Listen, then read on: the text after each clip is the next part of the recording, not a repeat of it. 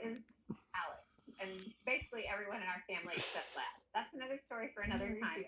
Mauricio doesn't love pasta. Wow, we're off to a winning start this morning.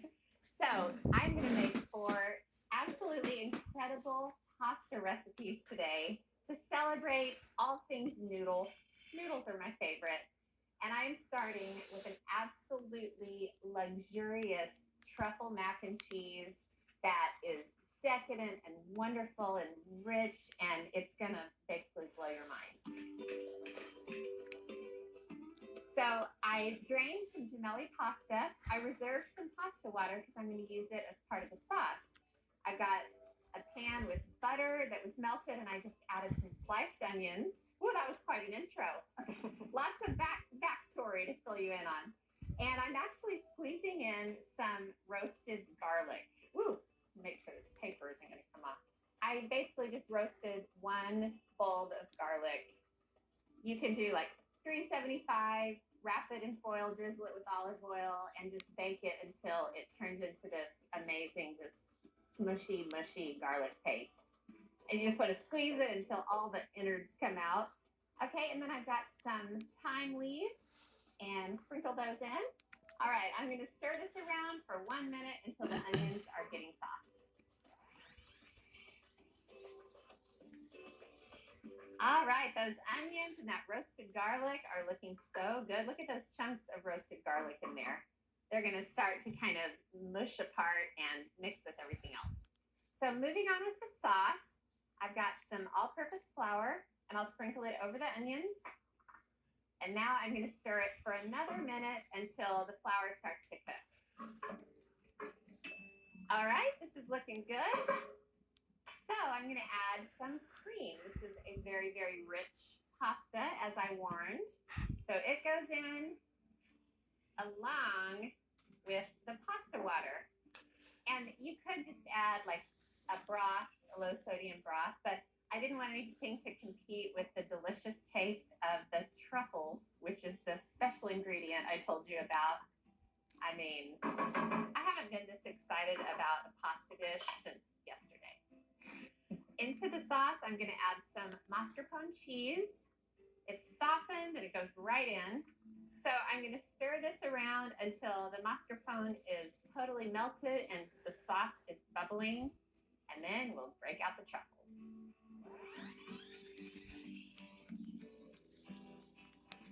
All right, the sauce is looking absolutely splendid so far. But just wait till you see the next step.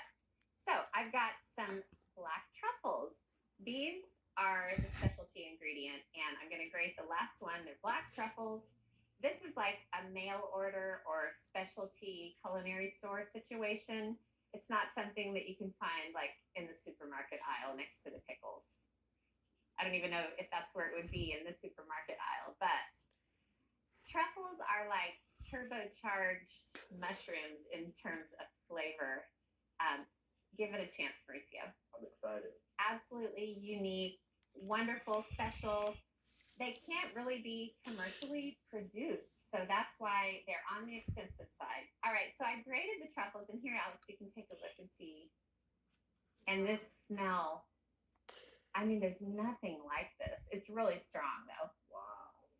And the flavor it's about to add to this incredible creamy sauce is wonderful. I'm definitely going to scrape out all the little bits in here.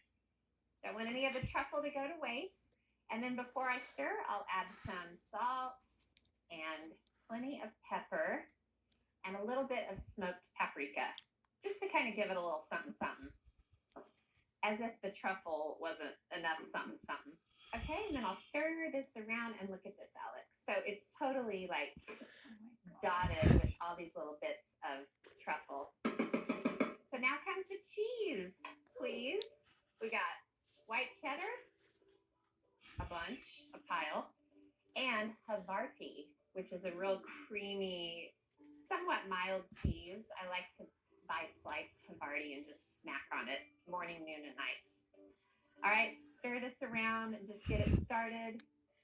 And then before it gets too far down the path, I'm going to add the pasta. This is gemelli pasta. This is going to bake in the oven, so I actually cooked the pasta till it was before the al dente stage. It's still pretty firm.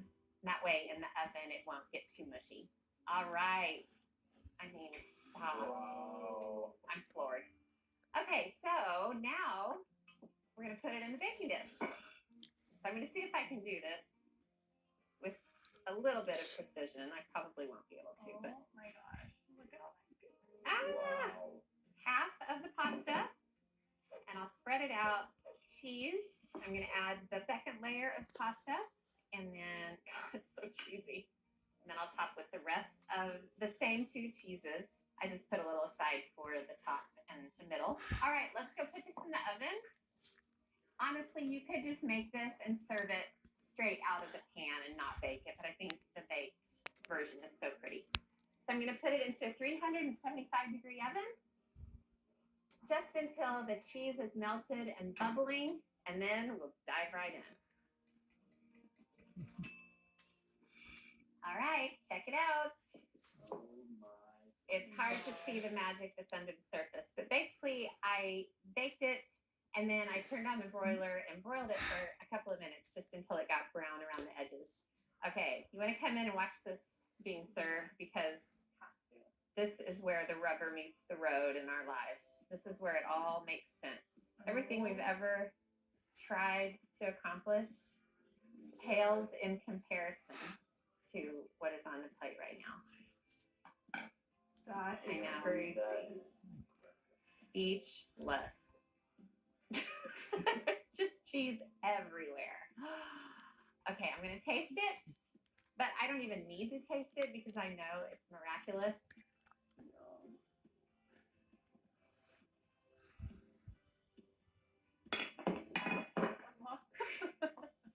That is so good. Make this today, or at least order the truffles today.